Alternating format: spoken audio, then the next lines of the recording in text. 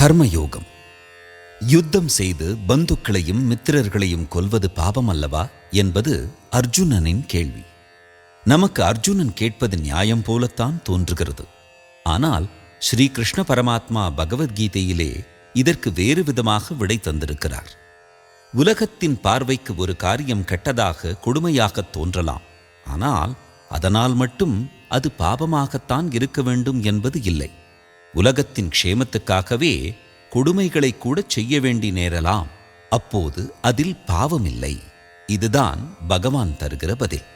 அப்படியானால் எது பாப காரியம், எது புண்ணிய காரியம்? இதற்கும் பகவான் பதில் சொல்கிறார். ஆசையினாலோ துவேஷத்தினாலோ செய்கிற காரியங்கள் தான் ஒருத்தனை பாபத்தில் தள்ளுகின்றன. ஆசையும் துவேஷமும் இல்லாமல் லோகக்ஷேமமாகச் செய்கிற காரியங்கள் எத்தனை கொடுமையாகத் தோன்றினாலும் அதெல்லாம் புண்ணியமானவைதான். இதுதான் கீதை தருகிற பதில். ஆசையும் துவேஷமும் இல்லாமல் கூட கொடிய காரியம் செய்யப்படுமா என்ற சந்தேகம் வரலாம். திருஷ்டாந்தம் சொல்கிறேன். ஒரு ஜட்ஜ் குற்றவாளியை சிக்ஷிக்கிற போது அவருக்கு சொந்த ஆசையோ துவேஷமோ இருக்கிறதா? சிக்ஷை தருவது கொடுமையாக தோன்றலாம். ஆனால் அதுவே லோகக்ஷேமத்துக்காக, அந்த குற்றவாளியின் ஆத்மக்ஷேமத்துக்காகவும் கூட விதிக்கப்படுகிறது. நம் பிள்ளைக்கே பைத்தியம் முற்றி போனால் சங்கிலி போட்டு கட்டி போடுகிறோமே, இது பாபமாகுமா? அவனுடைய நன்மைக்காகவும் அவனால் ஊராருக்கு கஷ்டம் வரக்கூடாது என்ற பரோபகார எண்ணத்திலும் இப்படி கட்டி போடுகிறோம். சாஸ்திரங்கள் நம்மையெல்லாம் இப்படித்தான் இது இதை செய் என்கிற விதிகளாலும் இது இதை செய்யாதே என்று நிஷேதங்களாலும் கட்டி போட்டிருக்கின்றன. அவற்றால் நமக்கு நன்மையே, லோகத்துக்கும் நன்மையே. அந்த சாஸ்திர பிரகாரமே நாம் காரியம் செய்ய வேண்டும் என்று கிருஷ்ண பரமாத்மா கீதையில் அடித்துச் சொல்கிறார்.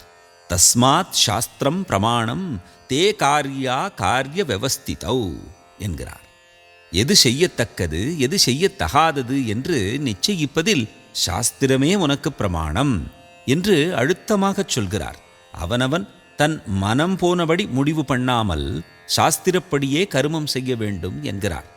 இப்போது கீதைக்கு லோகம் முழுவதும் மவுசாக இருக்கிறது.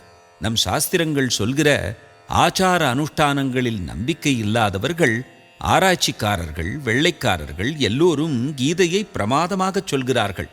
கீதையில் ஸ்வதர்மப்படி அவனவனும் நடக்க வேண்டும் என்று சொல்லியிருப்பதற்கு இவர்கள் பலவிதத்தில் அர்த்தம் சொல்கிறார்கள். ஆனால் அந்த கீதையிலேயே மேலே நான் காட்டிய வாக்கியத்தில் அவனவனும் சாஸ்திர பிரகாரம் தனக்கு விதிக்கப்பட்ட கர்மத்தையே செய்ய வேண்டும் என்று சந்தேகத்துக்கு இடமில்லாமல் சொல்லியிருக்கிறது.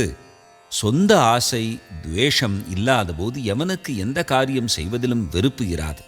ஆசையும் துவேஷமும் போய்விட்டால் எந்த காரியத்தையும் அன்போடு செய்து கொண்டு ஆனந்தமாக இருக்க முடியும். ஆசைக்கும் துவேஷத்துக்கும் காரணம் அகங்காரம்.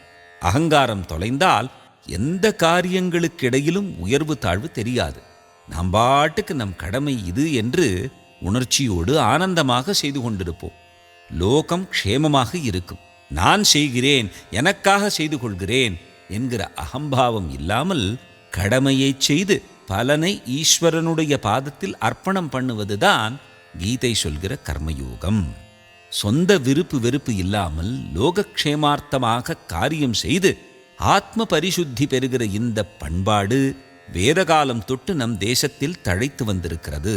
அந்த பண்பாட்டை ஒரு கையடக்கமான பேழையில் போட்டுக் கொடுத்த மாதிரி கீதையில் அனுகிரகம் செய்திருக்கிறார் ஸ்ரீ கிருஷ்ண பரமாத்மா.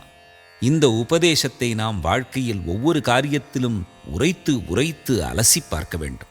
இந்த காரியத்தில் சொந்த லாபம், பேர், புகழ் இருக்கிறதா? ஆசை இருக்கிறதா? துவேஷம் இருக்கிறதா? பக்ஷபாதம் இருக்கிறதா? இவை இருந்தால் வெளிப்பார்வைக்கு நாம் செய்வது எத்தனை உயர்வாக இருந்தாலும் அது பாபம்தான் என்று நாம் செய்கிற ஒவ்வொரு செயலையும் அலசி அலசி பார்க்க வேண்டும். நமக்கு என்று நாம ஆசைப்பட்டு ஒரு காரியத்தை உண்டாக்கி கொண்டால் அதை சாதித்துக் கொள்வதில் அநேக தப்பிதங்கள் வந்து கொண்டேதான் இருக்கும். அதனால் அவரவருக்கும் சாஸ்திரம் வைத்திருப்பதே காரியம் என்று ஸ்ரீ கிருஷ்ண பரமாத்மா சொன்னார் போல் அதையே பிரமாணமாக வைத்துக் கொள்ள வேண்டும். சமமான அன்புடன் இருந்து கொண்டு சுத்தமான எண்ணத்தோடு அவரவரும் அப்படி தன் கருமத்தை செய்தால் சமூகத்தில் போட்டி, பொறாமை, சண்டை, சச்சரவு எதுவுமே இருக்காது. லோகமே இன்பமயமாக இருக்கும்.